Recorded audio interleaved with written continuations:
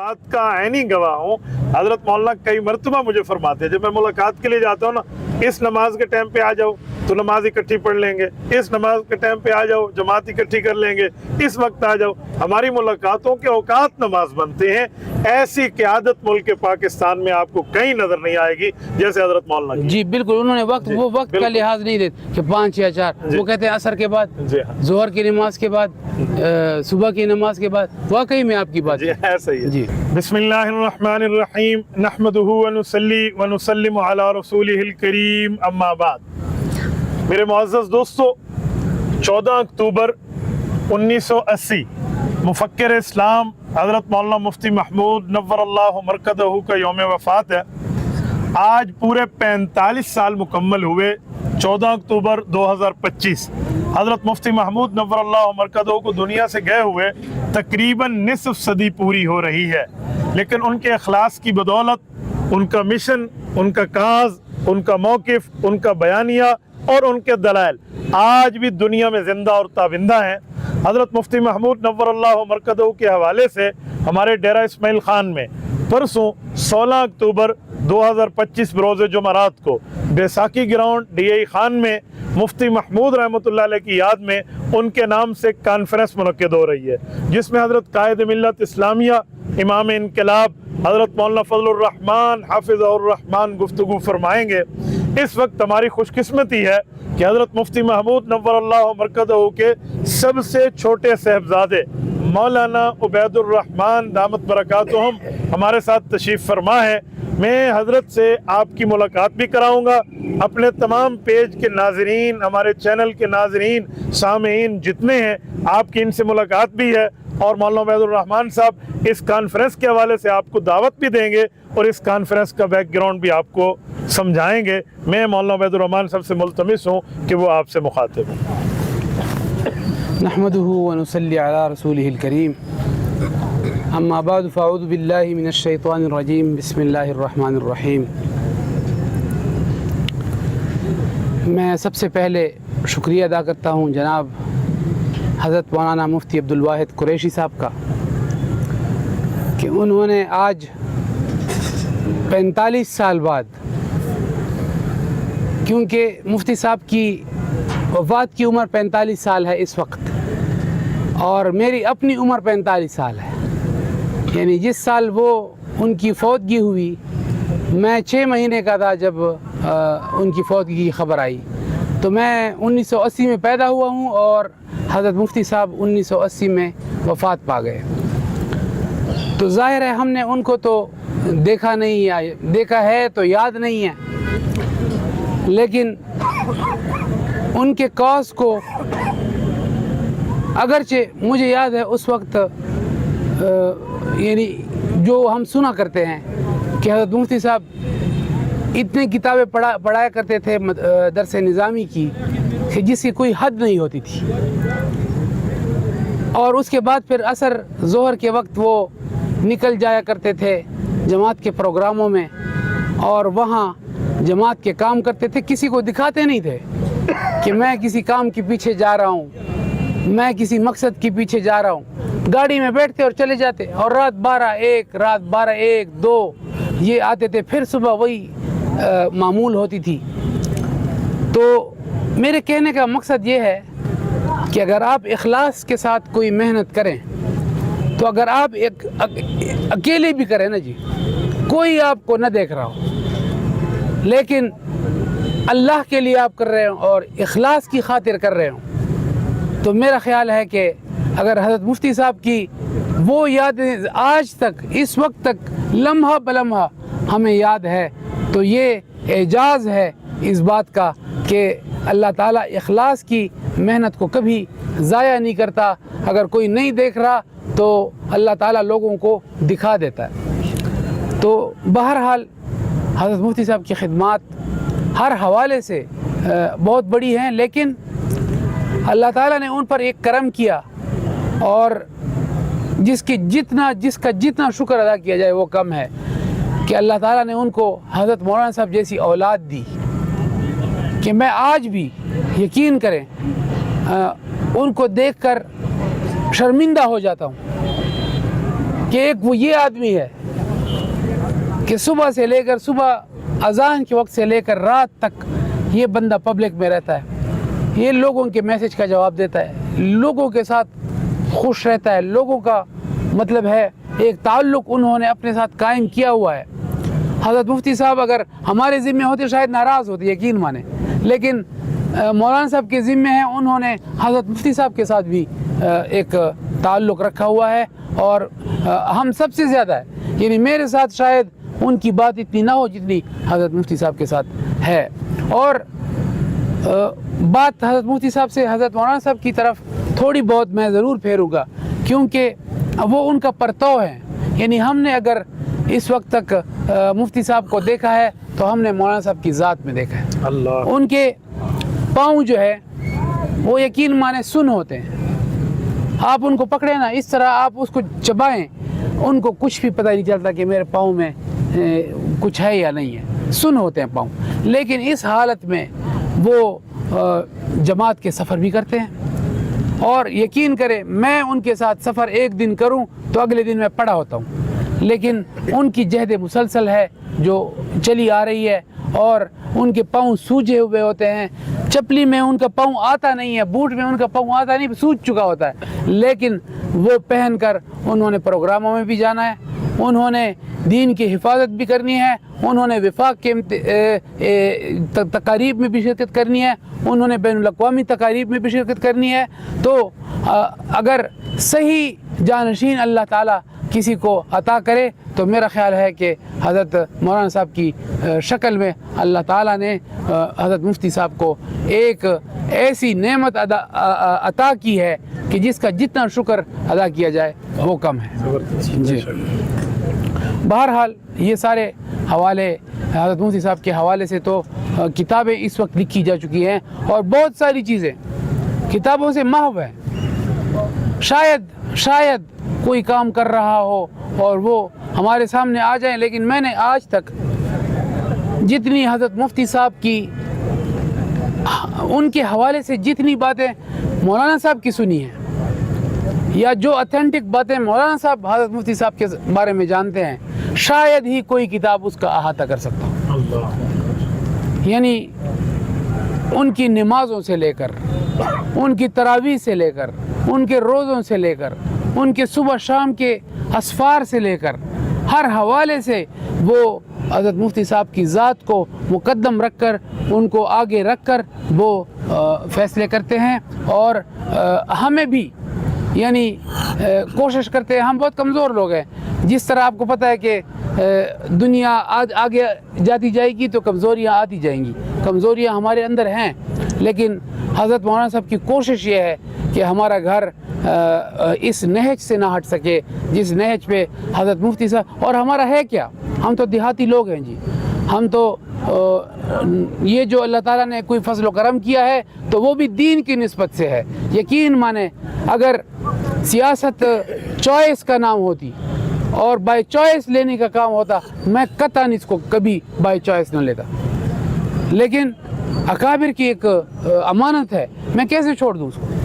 میں آج انکار کر دوں کہ جی میں نہیں کرتا، میری طبیعت خراب ہے، میں اس کام کو چلا ہی نہیں سکتا، لیکن سوچتا ہوں حضرت مفتی صاحب کو کیا منہ دکھاؤں گا کہ جی آپ نے ایک کاز دیا، آپ نے ایک کام حوالے کیا، اور ہم اتنے نکمے کہ ہم آپ کے کام کو صرف بنا بنایا کام، انہوں نے تو ہمیں بنا بنایا کام دیا۔ حضرت مفتی صاحب کا تو نام نہیں تھا، سن 1945-46 میں حضرت مولانا حسین احمد مدنی کے قیادت میں انہوں نے پہلا میرا خیال ہے ایک کوئی سیاسی سرگرمی کی ہوگی، اس کے علاوہ تو انہوں نے کوئی 61 سال ان کی ٹوٹل عمر تھی، لوگ سمجھتے ہیں 80-90 سال کے ہوں گے، 61 سال ان کی ٹوٹل عمر تھی، اور اتنی، اور 40 کے بعد عملی زندگی آئی ہے، 40 تک تو وہ پڑھتے رہے، اس کے بعد انہوں نے 19 سال کی یہ جو زندگی ہے، یا 20 سال کی 21 سال، اتنے ہی میں یہ سارا کچھ ہوا ہے۔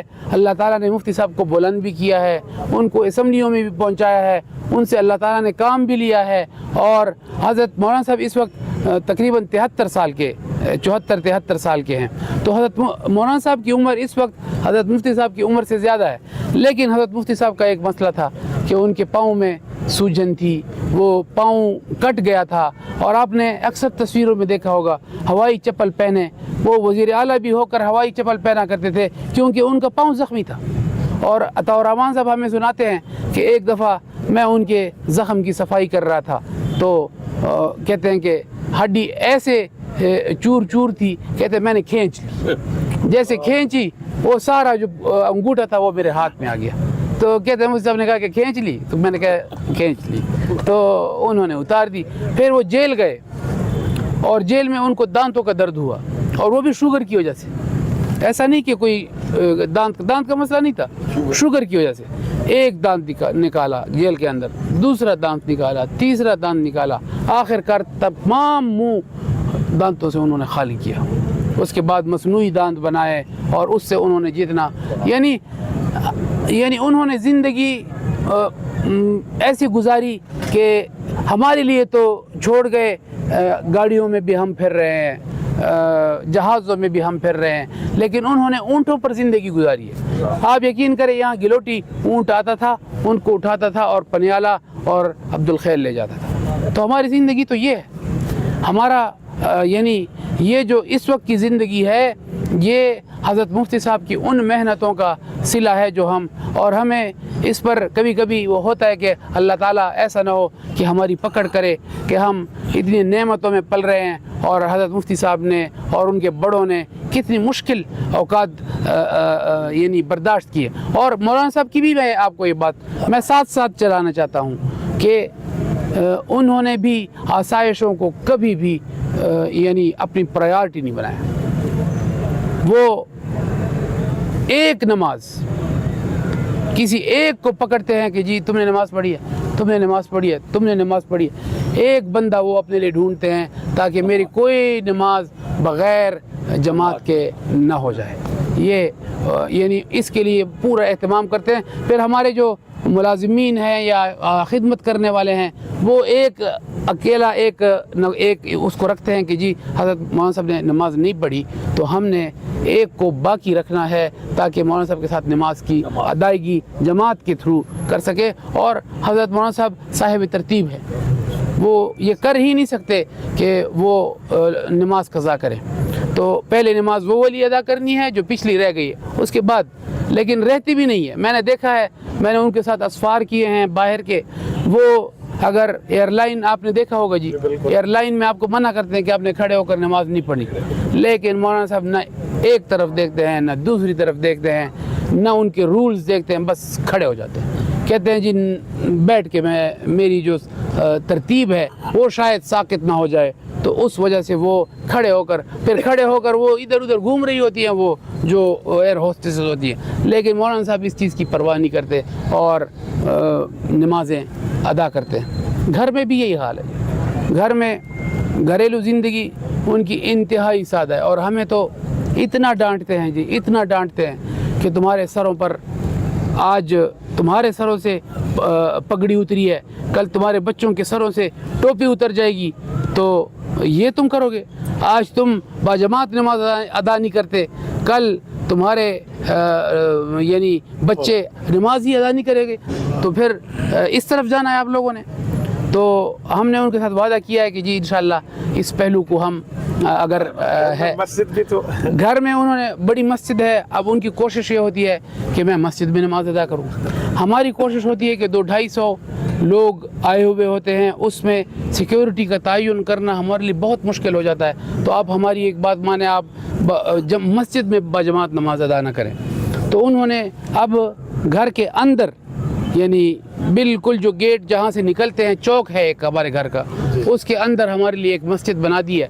میں ان کو اکثر کہتا رہتا ہوں کہ اب تک تو شاید اللہ تعالیٰ ہمیں معاف کر دیتا کہ مسجد ذرا دور ہے, اب اللہ اور ہمیں آپ نے آپس میں بالکل آمنے سامنے کر دیا ہے. اب اگر ہم نماز کے لیے نہیں جائیں گے اور اذان آئے گی اور 2 قدم پہ جماعت ہوگی اور ہم نہیں پڑھیں گے, تو پھر آپ نے ہمیں انہوں نے کہا جب یہ مسجد बनने के करीब हो जाएगी और जब आप शुरू करेंगे, मैं तमाम भाइयों बच्चों को इकट्ठा करके उनसे वादा लूँगा कि इसमें आपने नमाज़ पढ़नी है और इसका एहतमाम करना है। तो वो तो ऐसे लोग हैं जी, वो उनको कितने आपने सुने होंगे परमटें और ज़मीनें और ये और वो, और हुकूमतें गुज़र गई, मुखालिफ हुकूमतें गुज़र गई, ऐसी हुकूमतें कि जिनमें इतना ज़र्फ़ नहीं है कि आपको मामूली सा भी यानी थोड़ा सा मैदान दे दें सियासत के लिए, वो भी आपसे मफकूद करते हैं। लेकिन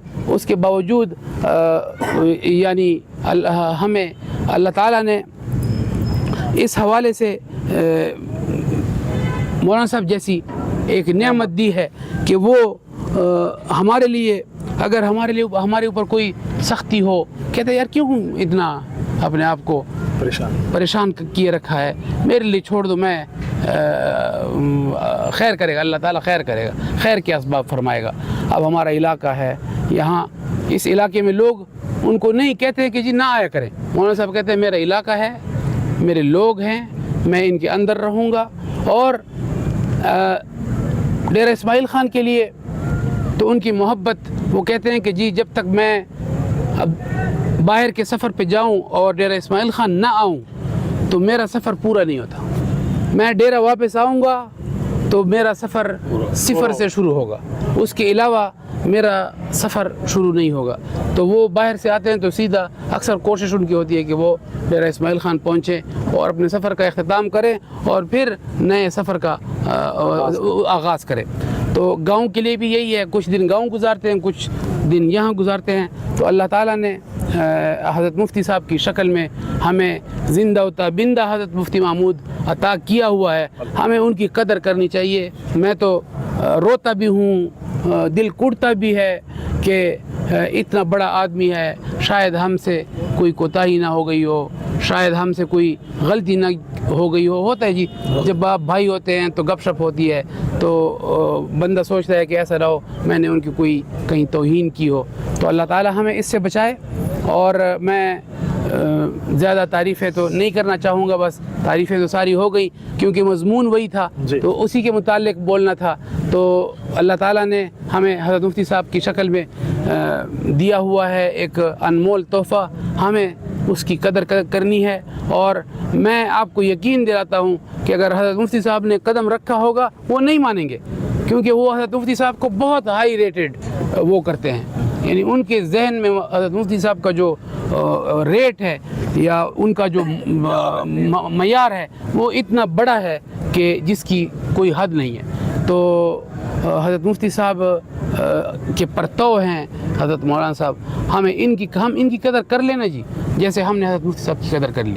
तो इंशाअल्लाहुल अज़ीज़ परसों ये कॉन्फ्रेंस होगी और डेरा इस्माइल ख़ान तो इसमें है, हमने कोशिश भी की है, हमने प्रोग्राम भी किए हैं और लोगों के साथ सिलसिला जुड़ा है। दोबारा होता है ये प्रोग्राम इसीलिए होते हैं ताकि साथियों के साथ एक आपका यानी नया वो एक तजदीद आहद हो जाए, अपडेट हो जाए, तो लोगों की सुननी भी पड़ती हैं। लेकिन कुछ मजबूरियाँ होती हैं, सियासी मजबूरियाँ, हुकूमतें भी मुख्तलिफ होती हैं और उनकी तरजीहात भी मुख्तलिफ होती हैं। लेकिन हमने कोशिश की है कि साथियों को जिस हद तक, हालांकि ऐसा दौर को हमने गुजारा है कि अगर पाँव को हम छुपाएं तो सर नज़र आता है, सर को छुपाएं तो पाँव नज़र आते हैं। तो लेकिन साथियों की हमसे तवक्कुआत होती है, तो तवक्कुआत का ये एक अच्छा पहलू होता है कि हम फिर कोशिश करते हैं, कोशिश में अगर बात निकल आई तो अच्छी बात, निकल नहीं आई तो हम सच बोल देते हैं कि जी ये बात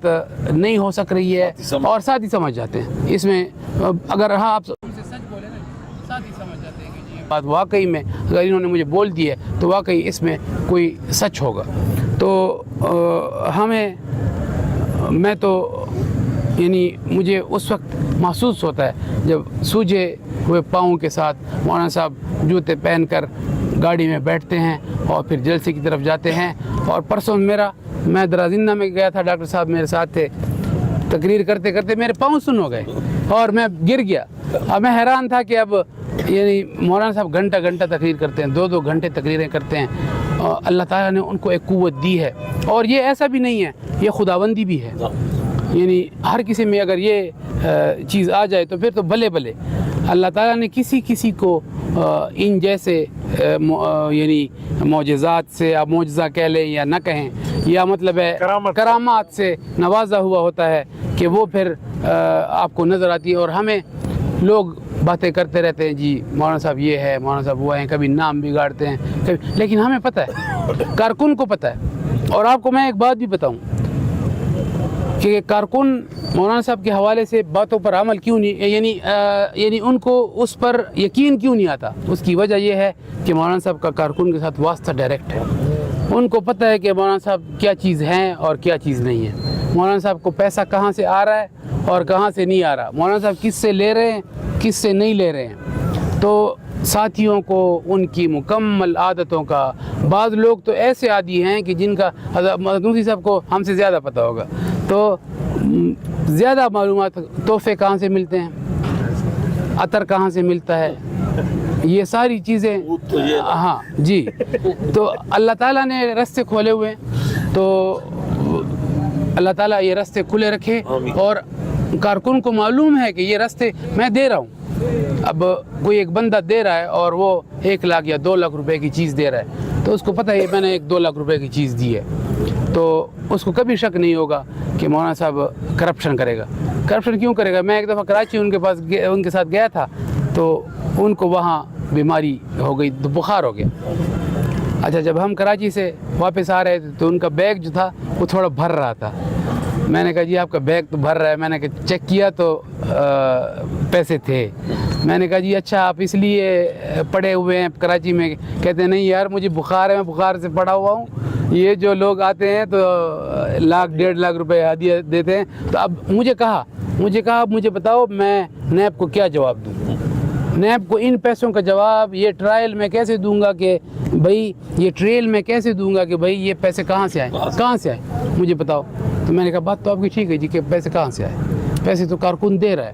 اور یہی جی یہی غیبی، وہ جو کہتے ہیں نا جی انہوں نے ایک بات کر دی اس کو غلط معنی میں لیا گیا، غلط معنی. حالانکہ غیبی مدد یہی ہے کہ کارکن جماعت کو چلاتا ہے. دیکھیں ہماری آزادی مارچ تھی، اتنے لاکھوں لوگ تھے، کون کھلا پلا رہا؟ جی بالکل. کوئی دیکھا جی جو جب انہوں نے سپریم کورٹ کے سامنے وہ کیا تو میں نے پہلی دفعہ ان کو روتے ہوئے دیکھا. جب اس نے کہا جو میرے ایک آواز میں جو ورکر آئے ہیں ورکروں کے اس میں رو پڑے جی، تو یہ کیسے قربان ٹھہرے. مثلاً یعنی کارکنوں کے ساتھ انہوں نے ایک پیار محبت کا رشتہ ڈیولپ کیا ہے. 2 بجے رات کو پرسوں میں نے فون کیا جی، 2 بجے رات کو یہ میرے پاس کارڈ جواب دیے یہ لبیک والے سلسلے میں جی لگے ہوئے تھے ان کے ساتھ مذاکرات جی. تو میرا مطلب یہ ہے کہ ہمیں حضرت مفتی صاحب کی شکل میں، حضرت مولانا حسین احمد مدنی صاحب کی شکل میں، حضرت شیخ الہند کی شکل میں، اگر آج کل کے دور میں بھی ان کا ایک وہ پرتو ہمیں ملا ہوا ہے، تو ہمیں یہ نہیں کہ ہم گزرے ہوئے لوگوں کا ہی ہم خیال کریں. اگر ہمارے درمیان زندہ لوگ ہیں، صرف مولانا صاحب کی بات نہیں کر رہا، بہت سارے اور لوگ ہیں جی، اگر ہمیں ملے ہوئے ہیں تو ہمیں ان کی قدر کرنی چاہیے، اور قدردانی ہی میں ہماری عافیت ہے. اور اگر ہمیں کوئی نہیں دیکھ رہا کہ ہم نے کسی کی ہیلپ کی ہے تو اللہ تعالیٰ دکھاتا ہے. پھر اللہ تعالیٰ اسباب خود پیدا کرتا ہے دکھانے کے کہ میں نے آپ کی اس کام کو، آپ نے کیا تو اکیلے میں ہے لیکن میں نے اس کام کو دنیا میں عام کر دیا ہے. اور حضرت مفتی صاحب کی خوبیوں کو اللہ تعالیٰ نے بہت چھوٹے عرصے میں اتنی یعنی جی 19-20 سال ان کی خدمت تھی اور اللہ نے اس کو 4 چاند لگائے. تو میں بہت شکریہ ادا کرتا ہوں آپ کا ایک بار پھر. آپ کو میں چونکہ انتظامات میرے ذمے ہیں تو میرے سے تھوڑی کوتاہی بھی ہو گئی ہے. میں آپ سے اس کی جو ہے نا معذرت معافی چاہتا ہوں جی. بہت شکریہ آپ کا. اتنے بڑا پیج آپ نے ہمیں، اتنا بڑا پلیٹ فارم آپ نے ہمیں مہیا کیا جس میں تقریباً 2 ملین یا اس سے بھی زیادہ لوگ ہمیں دیکھ رہے ہیں یا ان کو دیکھنے کا موقع ملے گا. تو میں آپ کا شکر گزار ہوں کہ آپ نے ہمیں یہ موقع دیا. بہت شکریہ، جزاکم اللہ. ناظرین مکرم، آپ سے مخاطب تھے مولانا عبید الرحمن فرزند اصغر حضرت مولانا مفتی محمود نور اللہ مرکزہ. اور آپ کے سامنے ایک مفتی محمود کی وہ تصویر جسے ہم کتابوں میں پڑھتے ہیں وہ پیش فرما رہے تھے، اور پھر اپنے مشاہدے میں اس مفتی محمود کو پیش کر رہے تھے جو حضرت مولانا فضل الرحمان دامت برکاتہم کی شکل میں ہیں۔ انہوں نے جتنی باتیں فرمائی ہیں یقین مانے قرب کی باتیں ہیں۔ جو نماز کی بات فرما رہے تھے جماعت کے سلسلے میں اس بات کا عینی گواہ ہوں۔ حضرت مولانا کئی مرتبہ مجھے فرماتے ہیں جب میں ملاقات کے لیے جاتا ہوں نا، اس نماز کے ٹائم پہ آ جاؤ تو نماز اکٹھی پڑھ لیں گے، اس نماز کے ٹائم پہ آ جاؤ جماعت اکٹھی کر لیں گے، اس وقت آ جاؤ۔ ہماری ملاقاتوں کے اوقات نماز بنتے ہیں۔ ایسی قیادت ملک پاکستان میں آپ کو کہیں نظر نہیں آئے گی جیسے حضرت مولانا کی۔ جی بالکل، انہوں نے وہ وقت کا لحاظ نہیں دیتے کہ 5 یا 4، وہ کہتے ہیں عصر کے بعد، ظہر کی نماز کے بعد، صبح کی نماز کے بعد۔ واقعی میں آپ کی بات ایسا ہی ہے جی۔ اور پھر حضرت مولانا کی جو پاؤں سوجنے کی انہوں نے بات فرمائی، بھائی ابراہیم کو اللہ پاک، ابراہیم جان کو اللہ مغفرت فرمائے، وہ اتنی خدمت کرتا تھا حضرت کی۔ ایک دن اس نے مجھے کہا کہ مولانا کے ناخن کاٹنے میں مسئلہ آ رہا ہے، تو بیبی ناخن کٹر جو تھا وہ میں نے دیا۔ حضرت مولانا کو مجھے شکریہ کا بعد میں میسج آئے گا، یار آپ نے میری مشکل حل کر دی ہے۔ تو اس طرح کے مسئلے آپ اندازہ لگے نہیں، ایک ایک چیز کے ساتھ وہ رابطے میں رہتے ہیں۔ اللہ جل شانہ ہمیں قدر کی توفیق عطا فرمائے۔ انشاءاللہ ملتے ہیں 16 اکتوبر 2025 روز جمعرات کو بیساکھی گراؤنڈ ڈیرہ اسماعیل خان میں۔ تب تک اجازت دیجیے، السلام علیکم ورحمۃ اللہ وبرکاتہ۔